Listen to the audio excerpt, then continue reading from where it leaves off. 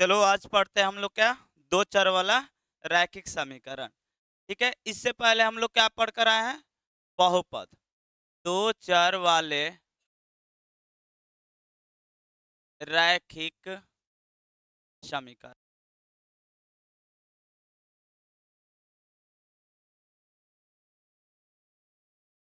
यानी दो चर वाला रैखिक समीकरण युग्म। युग्म का मतलब क्या होता है? जोड़ा। क्या होता है? दो बोल सकते हो या जोड़ा बोल सकते हो। ठीक है, समीकरण हम लोग नाइन्थ क्लास में भी इतना हम लोग समीकरण दो चर वाले रैखिक समीकरण पढ़कर आए हैं। कहाँ पर? नाइन्थ में। और दो यहाँ पर दो मतलब सबको पता है। दो चर मतलब क्या होता है? जिसका मान बदलते रहता है उसे क्या बोलते हैं? चर। इससे पहले बहुपद में भी बताए थे। और जिसका मान नहीं बदलता उसे क्या बोलते हैं? अचर। और यहाँ पर रैखिक बहुपद में भी रैखिक आया था। तो रैखिक का मतलब होता है घात कितना? जिसका घात एक हो उसे क्या बोलते हैं? रैखिक बहुपद। रैखिक बहुपद नहीं, बहुपद में हम लोग रैखिक बहुपद, द्विघाती बहुपद, त्रिघाती बहुपद पढ़कर आ रहे हैं। लेकिन हम लोग का हेडिंग क्या है? दो चर। यानी कितना चर होना चाहिए? दो। उससे पहले हम लोग बहुपद में कितना चर पढ़े थे? एक। इसमें दो चर होगा, हो सकता है एक्स और वाई, या कोई भी पी और क्यू। पी और क्यू, या कुछ और हो सकता है, एस टी हो सकता है। इसका कहीं पर नहीं लिखा है कि एक्स वाई ही होगा, लेकिन मैक्सिमम चीज हम लोग क्या लेते हैं? एक्स और वाई। ठीक है, तो दो चर वाले रैखिक समीकरण का स्वरूप कैसा होगा, यानी व्यापक रूप देखो। तो दो चर वाले रैखिक समीकरण का व्यापक रूप, यानी जनरल फॉर्म आप लोग को देखना है। इसका होता है A X plus B Y plus C बराबर जीरो। यानी A X plus B Y plus C बराबर कितना होगा? जीरो। दो चर वाला रैखिक समीकरण जहां जहां ए बी सी एक क्या है? वास्तविक संख्या। वास्तविक संख्या है। वास्तविक संख्या है। एवं एक और जरूरी बात यहां पर, एवं A B not equal, A B zero नहीं हो सकता। हालांकि सी हो सकता है जीरो, लेकिन ए बी जीरो नहीं हो सकता है। इसका रीजन क्या है? रीजन ये है कि जैसे ही हम लोग ए और बी के वैल्यू को जीरो ले लेंगे किसी को, जैसे मान लीजिए कि ए एक्स प्लस में बी वाई प्लस में सी बराबर जीरो। अगर ए के स्थान पर अगर जीरो ले लेते हैं तो जीरो गुणे X plus B Y plus में सी बराबर क्या हो जाएगा? जीरो। और इसका अस्तित्व खत्म हो जाएगा। क्या बच गया? बी वाई प्लस सी बराबर जीरो। अब ये क्या बन गया? एक चर वाले रैखिक समीकरण। यानी कितना है इसमें? एक चर है। कितना है? एक। लेकिन पढ़ क्या रहे हैं? दो चर वाले रैखिक समीकरण। हालांकि एक चर वाले रैखिक समीकरण हम लोग पढ़ चुके हैं। कहां पर? 8 क्लास और 7 क्लास दोनों में है एक चर वाले रैखिक समीकरण। ठीक है, और इसका ये व्यापक रूप है, बहुत ही इंपॉर्टेंट है। ठीक है, एक्स के गुणांक को हम लोग ए से डिनोट करते हैं, वाई के गुणांक को किससे डिनोट करते हैं? बी से, और सी एक कांस्टेंट वैल्यू आता है। ठीक है, अब हम लोग को इसमें पढ़ना है रैखिक युग्म। क्या पढ़ना है? रैखिक। नाइन्थ में हम लोग पढ़े हैं रैखिक समीकरण, दो चर वाला रैखिक समीकरण। उसमें भी हम लोग पढ़े थे ग्राफ बनाना। इसमें पढ़ना है विधि, कि कितने विधि से हल कर सकते हो। जैसे मान लो कि कोई समीकरण दिया है, ए एक्स प्लस में बी वाई प्लस में सी बराबर जीरो। ये एक समीकरण दिया है, इसका आलेख क्या हो सकता है? तो इसका आलेख होगा सरल रेखा। क्या होगा? सरल है। अगर दो चर वाले रैखिक समीकरण है, रैखिक मतलब जिसका घात कितना हो? एक। उस कंडीशन में इसका ग्राफ कैसा होगा? एक सरल रेखा। कैसे भी जा सकता है, क्या होगा? एक सरल रेखा। पूछता भी है ऑब्जेक्टिव में, दो चर वाले रैखिक समीकरण का आलेख का रूप कैसा होता है? कैसा होगा? एक सरल रेखा। लेकिन सेम कंडीशन में एक दे दे कि दो चर वाले द्विघाती समीकरण, द्विघाती समीकरण क्या होगा? A X square plus B Y square plus में सी बराबर जीरो। ये दो चर वाले रैखिक समीकरण नहीं है। दो चार वाले द्विघाती समीकरण। अब इसका आलेख क्या होगा, तो याद रखना, अगर एक घात है तो स्ट्रेट लाइन देगा यानी सरल रेखा देगा, लेकिन अगर डबल हो गया इसका घात यानी द्विघाती बन गया तो हमेशा ये कर्व देगा। कैसा भी रूप हो सकता है, मतलब ये सरल रेखा नहीं देगा, क्या देगा, कर्व देगा। हो सकता है इसमें आएगा 11th क्लास में ये पढ़ना है, दो चरों वाले द्विघाती समीकरण पढ़ना है। इस टाइप से नाम नहीं है लेकिन ऐसा पढ़ना है। जैसे उसमें पढ़ना है कि वृत्त का समीकरण, वृत्त का समीकरण ये है X square plus Y square बराबर आर स्क्वायर, दिख रहा है। जो आप लोग सर्कल पढ़ रहे हैं इसमें सिर्फ सर्कल, आगे चल के 11th क्लास अगर साइंस पढ़ेंगे तो मैथ में ये वृत्त का समीकरण है। तो मिल गया दो चर वाले रैखिक नहीं द्विघाती समीकरण, मिला ना। तो ये सब पढ़ना है किसमें, 11th क्लास में। तो हम लोग को ये चीज नहीं पढ़ना है, क्या पढ़ना है, दो चर वाले रैखिक समीकरण।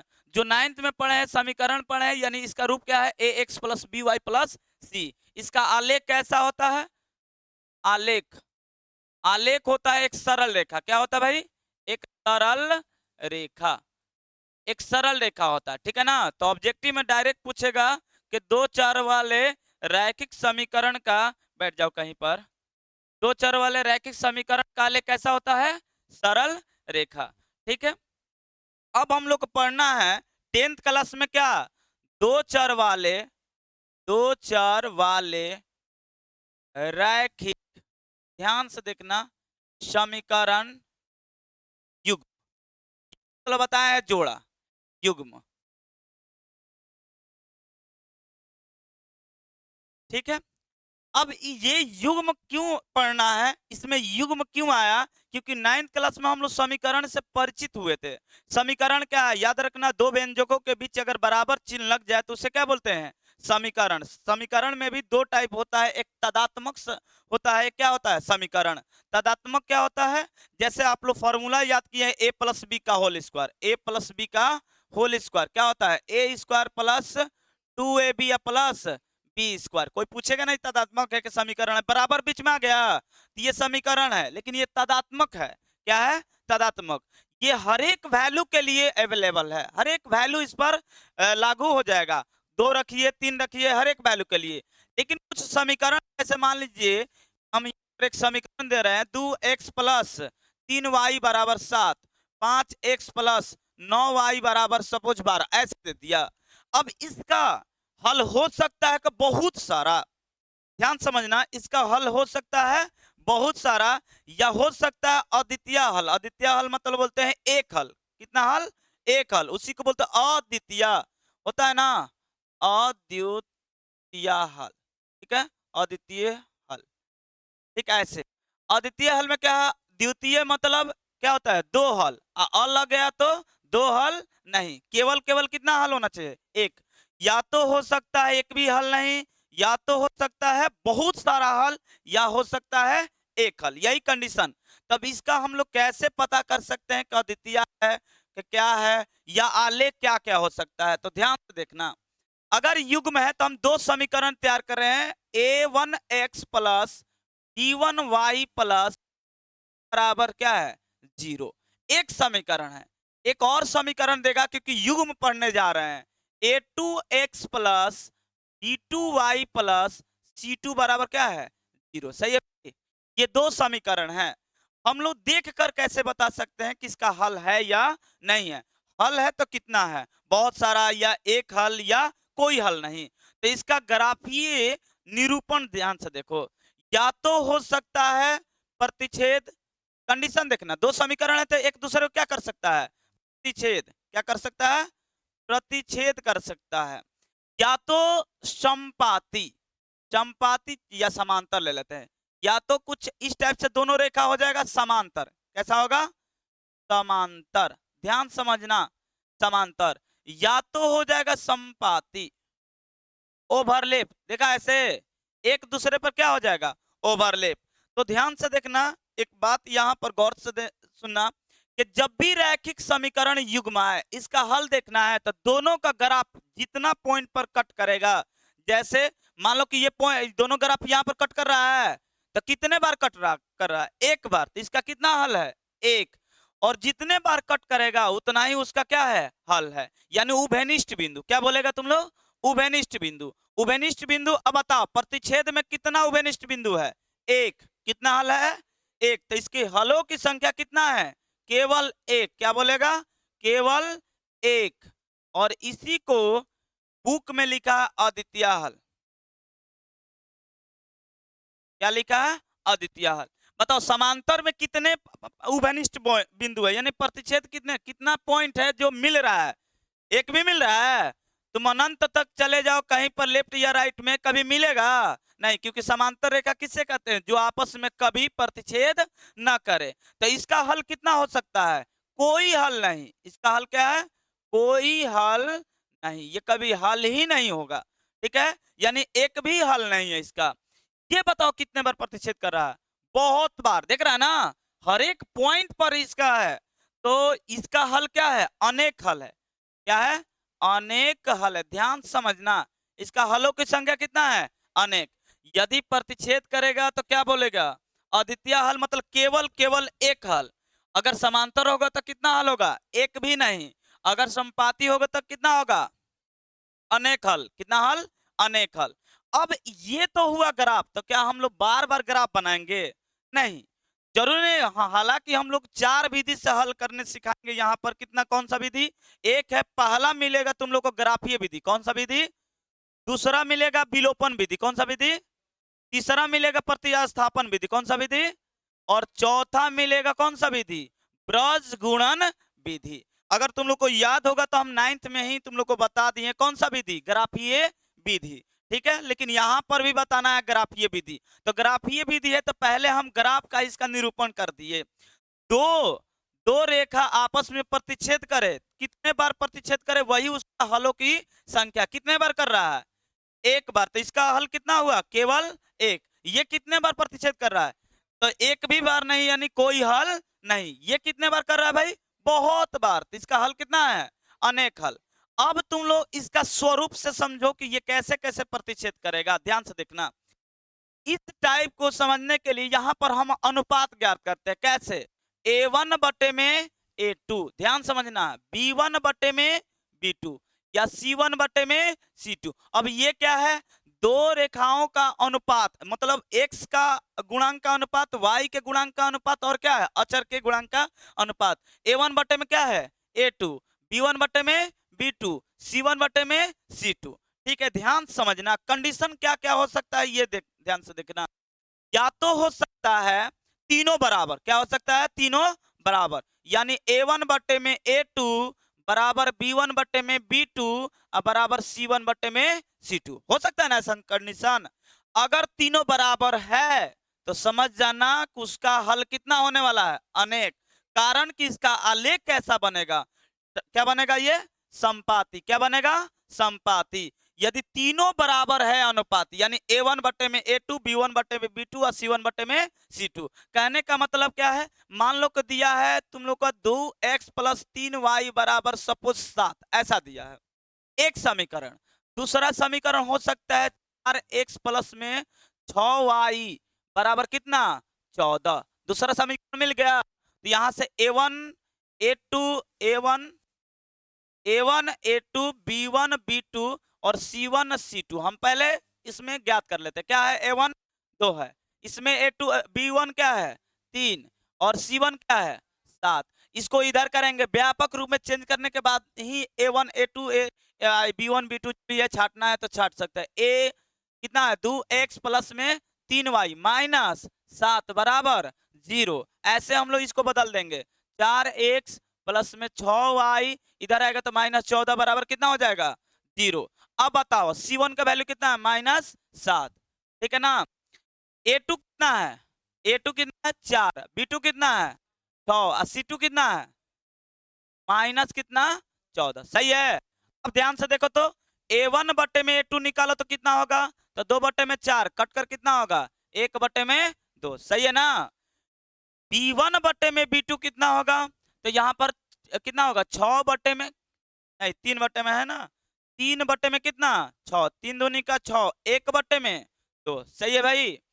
चलो अब C1 बटे में C2 निकाल कर दिखाओ तो माइनस 7 बटे में 14, ये कितना होगा 7 दूनी 14, इसका भी वैल्यू 1 में क्या मिल गया।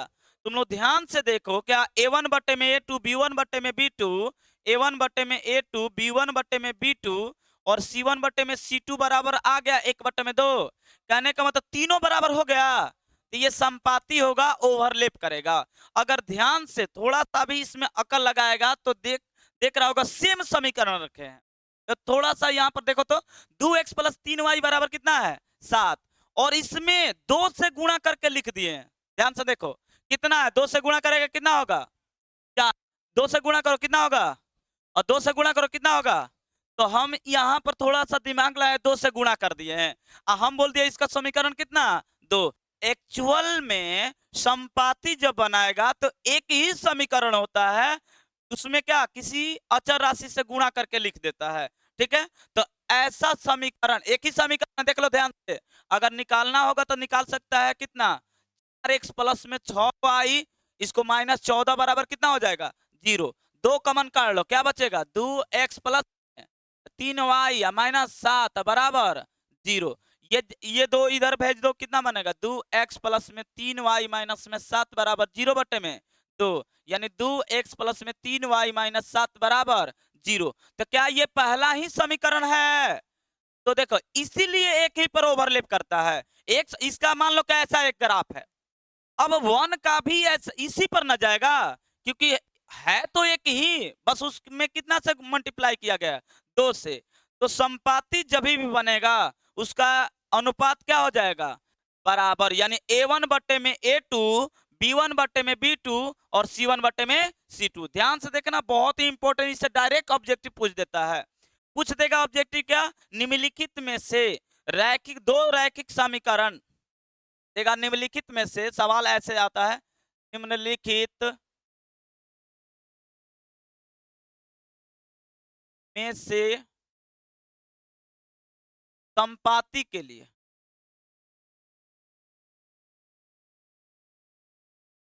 कौन सा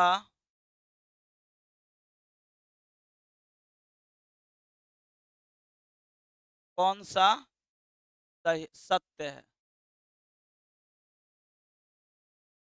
ऑप्शन दे देगा तुम्हारा, यही ऑप्शन देगा A1 बटे में A2 बराबर B1 बटे में B2 बराबर C1 बटे में C2। बी नंबर ऑप्शन दे देगा।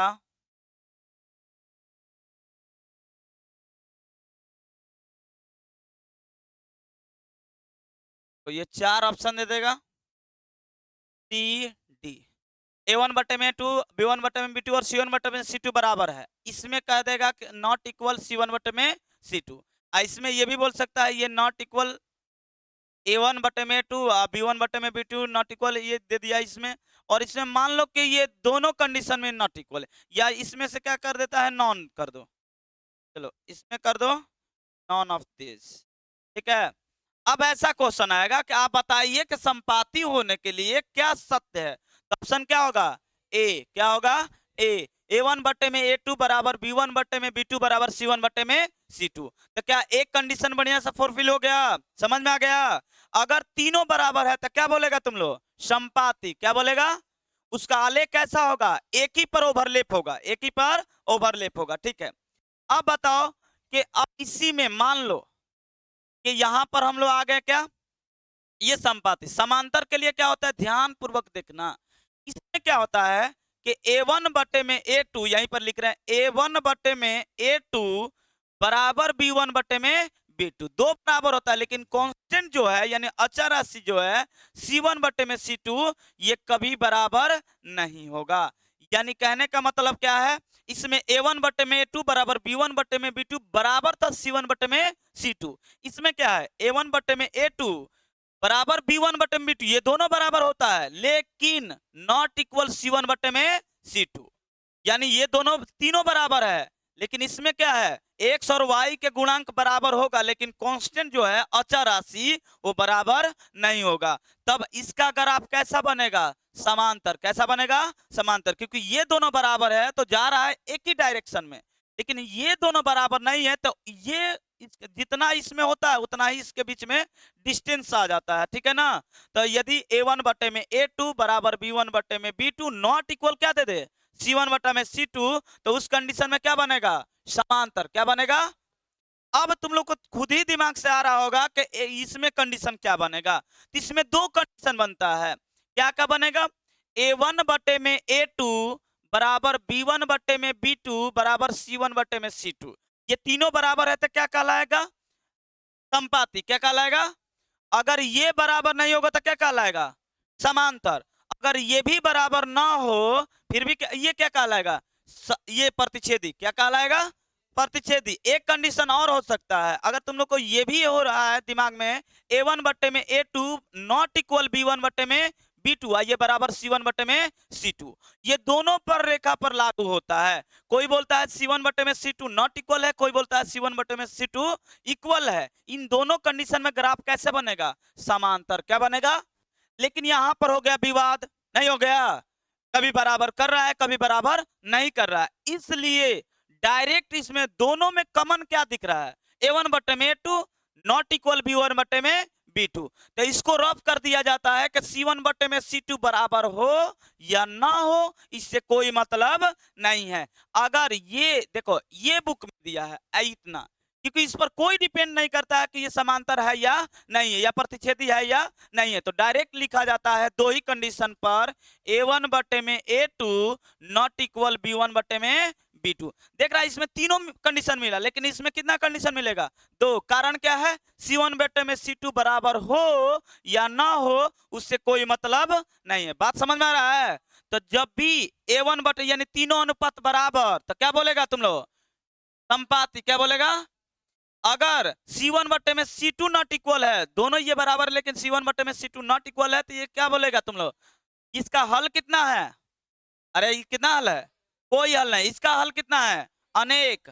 अगर प्रतिच्छेद कर रहा है तो इसका कंडीशन का A1 बटे में A2 नॉट इक्वल B1 बटे में B2, C1 बटे में C2 बराबर हो या ना हो इससे कोई मतलब नहीं है। बात समझ में आ रहा है? तो प्रतिच्छेदी है तो इसका हल कितना होगा? एक। ठीक है, अब तुम लोग को ले चलते हैं दो सवाल। 2x प्लस में 3y बराबर 7 ऐसा दिया है एक समीकरण, और दिया है 5x प्लस 9y बराबर 8 या 18 ऐसे दिया समीकरण 2। अब ये बताना है, इसका ग्राफ बनाकर नहीं, आपको अनुपातिक चीज निकाल कर बताना है कि ये जो है ये समांतर है कि प्रतिच्छेदी है या कितना हल है, दोनों बताना है। तो इसको कैसे ज्ञात कर सकते हैं? तो सबसे पहले इसे क्या व्यापक रूप में तोड़ो। कैसे तोड़ेंगे? 2x प्लस में 3y माइनस 7 बराबर 0। समीकरण कौन सा है? पहला। पहला ही ना समीकरण है, जरूर नहीं है लिखना। तो यहां जब पहला है तो यहां पर तुलना कर दो। a1 x plus b1 y plus c1 बराबर 0। तो यहां पर a1 बराबर बताओ कितना होगा? 2। b1 बराबर, अरे बोलो कितना होगा? b1 बराबर 3, c1 बराबर -7। कोई दिक्कत? पुनः एक चीज और दिया है। क्या दिया है? 5x प्लस 9y बराबर कितना है? 18। इसको इधर लाओ तो 5x प्लस 9y माइनस 18 बराबर कितना हो जाएगा? 0। अब इससे हम लोग तुलना करेंगे a2x। ये देख लो सिर्फ इस कंडीशन में, मतलब इस सवाल में बता रहे हैं, बाकी सब में डायरेक्ट हम लिखेंगे a1 b1 और क्या c1। a1 b1 किससे मिलेगा? समीकरण से। a2 b2 c2 किससे मिलेगा? समीकरण 2 से। ठीक है, एक कंडीशन बढ़िया से ये समीकरण बता दे रहे हैं कि इसको कैसे कैसे प्रॉपर हल कर सकते हैं। a2x प्लस में b2y प्लस में c2 बराबर क्या लिखेगा? 0। जब दोनों से तुलना करेगा तो a2 बराबर क्या बोलेगा तुम लोग? 5। अरे बोलो। b2 बराबर कितना? 9। और c2 बराबर -18। ये हम लोग को a1 a2 b1 b2 ये सारा चीज हम लोग ज्ञात कर लिए। अब बारी है a1 बटे a2 का। a1 बटे में a2 बराबर क्या होगा? a1 बटे में a2 क्या होगा? देखो तो यहाँ पर a1 बटे में a2 ध्यान से देखो a1 बटे में a2 क्या है? 2 अब बटे में 5, 2 बटे में 5 सही है। b1 बटे में b2 ज्ञात करो। b1 बटे में क्या? b2 ज्ञात करो तो कितना है? 3। यही पर देख लो दोनों बराबर नहीं है। जब दोनों बराबर नहीं तो आगे चेक करने का कोई जरूरत नहीं है, क्योंकि बराबर हो भी सकता है नहीं भी हो सकता है, उससे कोई मतलब नहीं है। ये जब दोनों बराबर नहीं है यानी a1 बटे में a2 नॉट इक्वल b1 बटे में b2, ये अगर नॉट इक्वल है यानी बराबर नहीं है तो इसका आलेख कैसा बनेगा? प्रतिच्छेदी कैसा बनेगा? हल कितना होगा? इसका आलेख बनेगा ऐसे प्रतिच्छेदी। इसका हल कितना होगा? तो हलों की संख्या कितना होगा भाई? हलों की संख्या इसमें होगा एक। कितना होगा? एक। ये कौन सा है? प्रतिच्छेदी। क्या है? प्रतिच्छेदी रेखा। समझ में आ रहा है? अगर ये दोनों बराबर नहीं है, a1/a2 नॉट इक्वल b1/b2, तो c1/c2 बराबर, जरूरी नहीं है ज्ञात करना, ठीक है? ज्ञात भी कर सकता है, कोई दिक्कत वाली बात नहीं है। अब आगे देखो भाई, अब ऐसा ही कंडीशन लिख देते 2x प्लस में 3y बराबर में 7। समीकरण सेम ले रहे हैं। एक काम करते हैं, व्यापक रूप ऑलरेडी हम पहले से ही फिक्स करके ले लेते हैं। 2x प्लस 3y माइनस 7 बराबर क्या हो जाएगा? 0। ये समीकरण कौन सा है भाई? एक और ले लेते हैं हम, 4x प्लस में 6y माइनस 12 बराबर क्या ले ले? 0। इस समीकरण कौन सा है? तो अब ध्यान से देखना, तुम्हें चाहिए a1 b1 c1, ये ना चाहिए a2 b2 और क्या चाहिए? c2। ठीक है, a1 कितना है? 2, b1 कितना है? c1 कितना है? -7। कोई दिक्कत? अब आ रही है a2 कितना है भाई? a2 है 4, b2 कितना है? 6, c2 कितना है? -12। सही है क्या? चलो, अब बारी है a1/a2। a1/a2 बताओ, 2/4। बारी है b1/, में इसको कटा दो मन है तो, 1/, में कितना हो जाएगा? 2। b1/, में क्या है भाई? b2। अब आओ, कितना होगा? 3/6। ये भी जाएगा, कितना होगा? 1/2। जब बराबर हो गया तब ज्ञात करना पड़ेगा क्या? c1/c2। अब बारी है c1/c2, तो c1/c2 निकालो। तो अगर बराबर नहीं होता तो यहीं पर बोल देते कि ये बराबर नहीं है, इसलिए कौन सा ग्राफ बनेगा? प्रतिच्छेद। इसका हल कितना होगा? 1। बात समझ में आ रहा है ना? तो c1/c2 बताओ कितना है? -7/12। यानी देख रहा है ना, -12 माइनस माइनस खत्म, कितना होगा? 7/12। तुम लोग देख रहा है यहाँ पर a1/a2 बराबर b1/b2 but not equal c1/c2। जब अचर राशि का अनुपात बराबर नहीं होगा तो उसका आलेख कैसा देगा? समांतर। कैसा देगा भाई? समांतर। और जब समांतर है तो कहीं पर इसका उभयनिष्ठ पॉइंट मिलेगा? कॉमन पॉइंट मिलेगा? नहीं। तो इसके हलों की संख्या क्या बताएगा? हलों की संख्या क्या बताएगा? 0। इसका मतलब इसका कोई हल नहीं होता है। क्या ये कंप्लीट समझ में आ गया? अब बारी है एक और पॉइंट समझाने का। देखो तो, 2x प्लस में 3y माइनस 7 सेम ले लेते हैं बराबर 0। ये समीकरण कौन सा है? एक और ले लेते हैं। मान लो कि यहाँ पर ले लिए 8x प्लस में 12y माइनस 28 बराबर 0। समीकरण कौन सा है? 2। अब देख लेते हैं, a1 चाहिए, b1 चाहिए, c1 चाहिए, a2 चाहिए, b2 चाहिए और क्या चाहिए? c2। चलो भाई बताओ तो, a1 कितना है? a1 कितना लिखेगा? 2। b1 कितना लिखेगा? कितना? c1। अच्छा, ये मत दिमाग में लगाना कि हमेशा अचर राशि c1 c2 जो है ये माइनस में ही होता है। प्लस में भी हो जाएगा, माइनस में भी हो जाएगा, ठीक है? अब तो बताओ यहाँ पर a2 कितना है? 8, b2 कितना है? 12 और c2 कितना है? सही है क्या? अब बारी क्या करना? a1 में a2, b1 में b2। ठीक है, a1 में a2 बताओ। a1 में a2, a1 में a2 क्या है? 2 में 8। सही है, कटा दो, कितना होगा? 1 में। कोई समस्या? अब ज्ञात करो क्या? b1 में क्या? b2। यानी कितना होगा? 3/12 चरतियाई 12, 1 में कितना हो गया? जब ये बराबर है तब अगला जो इसका कंडीशन है c1/c2 ज्ञात करना पड़ेगा। बराबर नहीं होता तो हम डायरेक्ट क्या बोलते हैं कि ये प्रतिच्छेदी है। क्या है? प्रतिच्छेदी है। लेकिन दोनों बराबर हो गया तो आगे वाला ज्ञात करना पड़ेगा c1 में c2। अब c1 में c2 बताओ तो कितना है? -7 में 28 माइनस 7 चौक 28 माइनस कितना होगा? 1 में 4। तो देख रहा है तीनों बराबर हो गया क्या? यानी a1 में a2 बराबर b1 में b2 बराबर c1 में c2। ये तीनों बराबर हो गया। तो बताओ ये इसका आलेख कैसा बनेगा? समपाती, एक दूसरे पर ओवरलैप करेगा। कारण क्या है? एक ही समीकरण तो है। इसमें देखो 4 से मल्टीपल किए हैं, एक ही समीकरण है। जब एक ही समीकरण है और उसको 4 से गुणा करके फिर समीकरण का आलेख बनाएंगे तो एक ही पर न जाएगा, क्योंकि स्वरूप तो एक है। बात समझ में आ रहा है? तो एक ही। अब याद करो 9th क्लास का बात, एक समीकरण का हलों की संख्या कितना होती थी?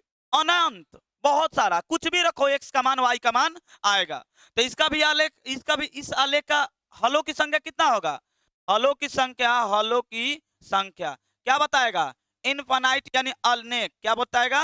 अनेक। बहुत सारा है, बहुत सारा है जिससे गिना नहीं जा सकता है। बात समझ में आया?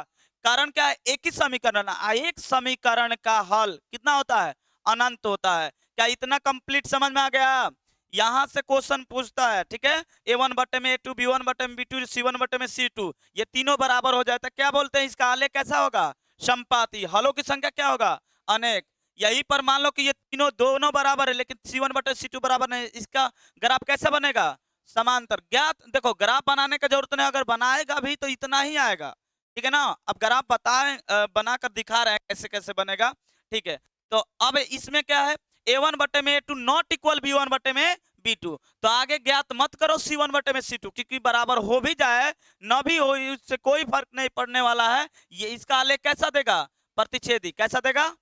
हलों की संख्या क्या होगा? एक, केवल एक। एक मतलब तुम लोग को बुक में दिया अद्वितीय हल। क्या दिया है? मतलब दो से अधिक, एक से अधिक नहीं है, अद्वितीय। मतलब उसमें हिंदी डिक्शनरी में क्या होता है? नहीं। जैसे ज्ञानी और क्या होता है? अज्ञानी। ठीक है। अब बारी है तुम लोग को ग्राफ, ध्यान से देखना। ग्राफ पेपर सबको ही खरीद लेगा एक एक, ठीक है ना। ग्राफ पेपर नहीं होगा फिर तुम लोग को फिर दिक्कत होगा, ठीक है। एग्जाम में भी तुम लोग को एक ग्राफ पेपर मिलता है, ठीक है ना, वहां पर भी। और ग्राफ ये विधि से हल करना सबसे इजी है। अगर किसी को 5 नंबर का पूछ रहा है, कितना नंबर? 5। लॉन्ग क्वेश्चन एक क्वेश्चन बनेगा ही बनेगा ग्राफीय विधि से, ठीक है। अब देखो तो हम ग्राफ, पहले हम 9th वाला चीज बता रहे हैं, ध्यान से देखना। एक समीकरण दिया एक्स वाई बराबर 3, सपोज ये समीकरण दिया। 9th क्लास में यही पढ़े हैं कि एक समीकरण दिया है, समीकरण एक ही दिया है, तो समीकरण एक क्या लिखना है? डायरेक्ट ये समीकरण दिया है।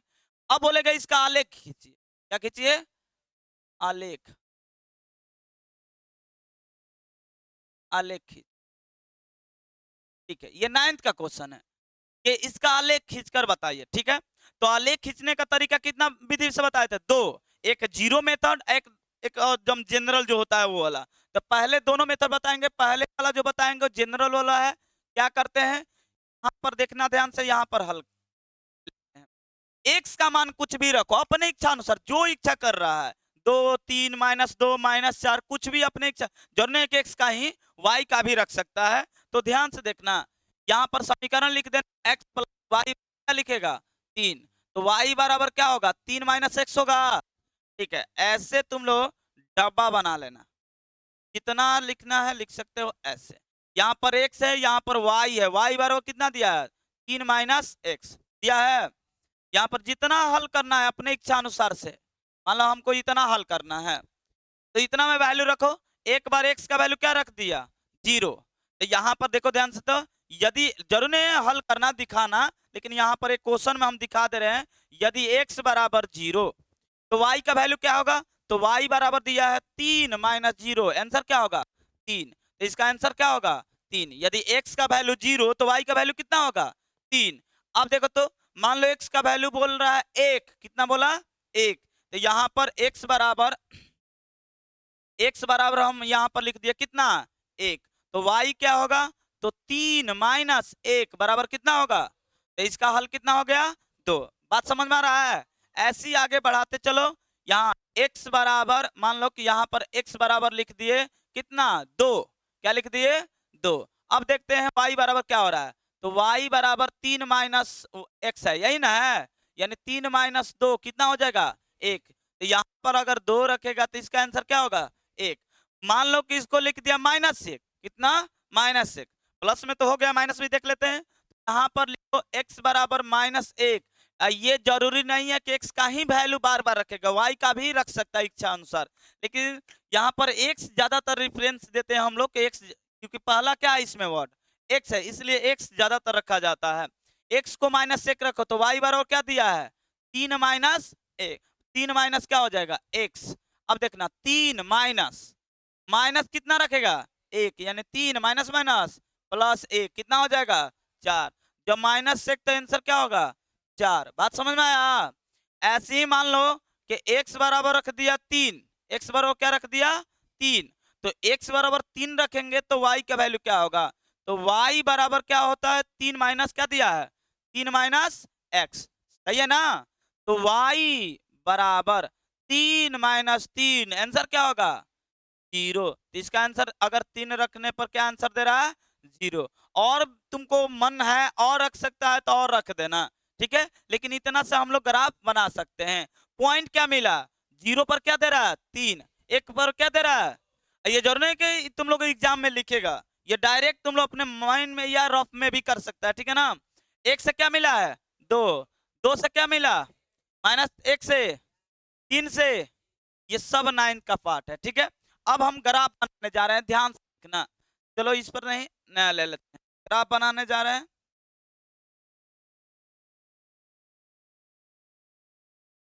ध्यान से देखो।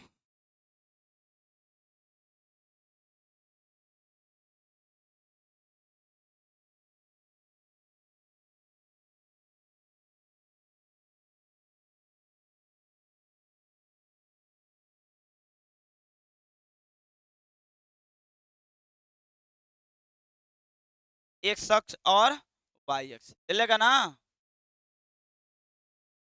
चलो ठीक दिख रहा है। अब इस पर हम लोग स्केल के माध्यम से हम स्केल के सहारा लेकर एक कर देना, हम डायरेक्ट कर दे रहे हैं 1 2 3 4 5, -1 -2 -3 माइनस, ऊपर होगा 1 2 3 4 5, होगा -1 -2 -3 -4, सही है।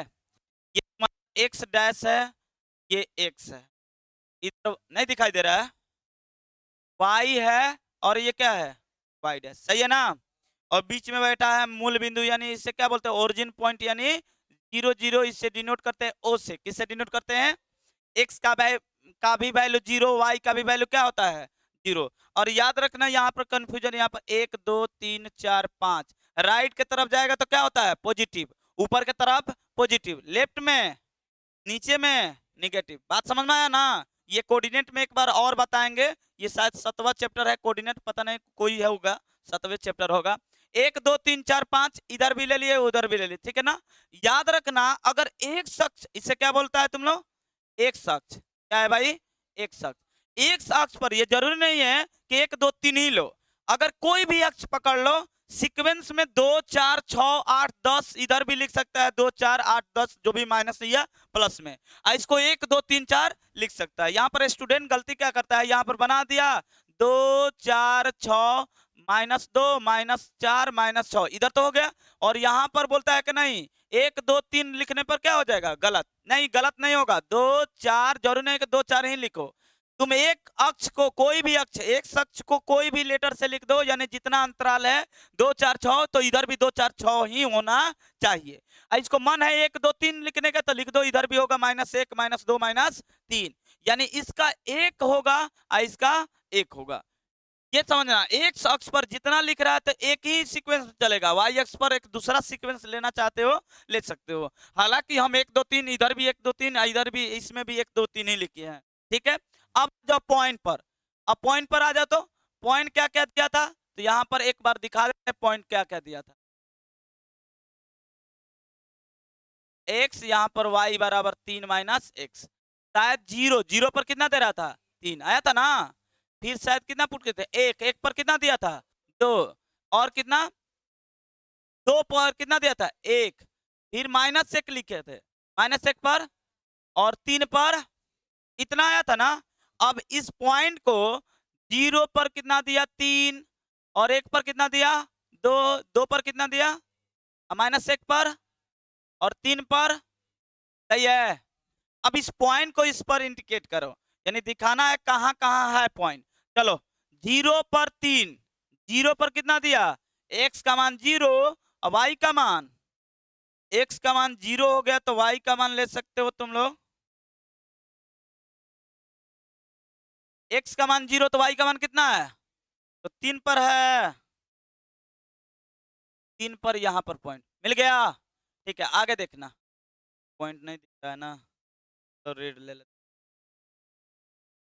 दिख रहा है ये पॉइंट रेड वाला। अब देखो एक पॉइंट तो मिल गया, कौन सा पॉइंट है, ये है 0 और 3, ठीक है। दूसरा पॉइंट एक और क्या मिला, 2, x का मान 1, y का मान 2, तो क्या यहाँ पर होगा पॉइंट, ठीक है। इसका क्या है 1 और 2, ये सारा चीज 9th का बता रहे हैं, 10th में यूज है भाई। अब 2 पर कितना मिला, 2 पर 1 मिला ना, 2 पर 1, और -1 पर कितना मिला, -1 पर 4 यहाँ पर मिला। अब ध्यान से देखो, अब क्या मिला, 3 पर कितना मिला, 3 पर मिल गया 0, ये पॉइंट मिल गया। यहाँ पर 2 पर 1 और 3 पर 0, अब -1 पर 4, ये हो गया। अब तुम लोग स्केल के सहारा लेकर तुम लोग ऐसे रेखा मिला लो, तब स्ट्रेट लाइन होगा, है ना। अब मेरा मेरा गया तो कोई बात नहीं, ठीक है ना, तुम लोग स्केल से अपना मिला लेना, सही है ना। ये तुम्हारा ये किसका है समीकरण, समीकरण का नाम क्या है, x + y बराबर कितना 3। क्या ये 9th क्लास में हम लोग पढ़ कर आए हैं। अब 10th क्लास में क्या पढ़ना, एक और अलग से ग्राफ बनाना है, उसमें दिया है युग्म दिया है, क्योंकि हेडिंग क्या बताए थे, 2 चर वाले रैखिक समीकरण का, सॉरी रैखिक समीकरण युग्म। तो युग्म मतलब क्या होता है, जोड़ा। एक और ऐसा ही ग्राफ लाएंगे और इसी पर बना देंगे, एक ही पर। तो अगर मान लो कि जो जो समीकरण लिया समांतर वाला ना, बनाकर देखना क्या आएगा, समांतर, या क्या आएगा प्रतिच्छेदी, या क्या आएगा संपाती, वो अलग अलग। तो ये 9th क्लास का है, इसमें ग्राफ समझ में आ गया कैसे बनाएंगे, क्योंकि पढ़ना है हम लोग का क्या, ग्राफीय विधि। अब ग्राफीय विधि में क्या पढ़ना है, ग्राफ बनाना। अब ग्राफ ही नहीं आ रहा है, यानी 9th क्लास में ही नहीं पढ़ा है ग्राफ बनाना, तो क्या हो जाएगा, ये बनेगा नहीं। तो क्या ये समझ गया कैसे कैसे ग्राफ खींचना है, कोई दिक्कत, पक्का ना। तो चलो मिलते हैं कल, ठीक है। तुम लोग नहीं, अभी